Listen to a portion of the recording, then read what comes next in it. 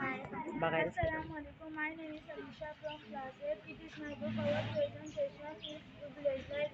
Village life is simple and very peaceful when someone is living in a village. Each fan is shining the way The we air, want. the air is so fresh it will allow you to take a breathe any it from of life The people pollution. of village is very simple and hardworking.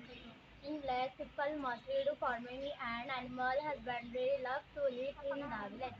The food for living quality much more things are made up. Village life amazing. In the village, there is no air pollution. The air is clean, safe for everyone. Due to some reasons, I have provided this season here with food. The first reason is food quality. You will find qualified fresh vegetable, fruits, and species in her village. I love village life a lot because I have spent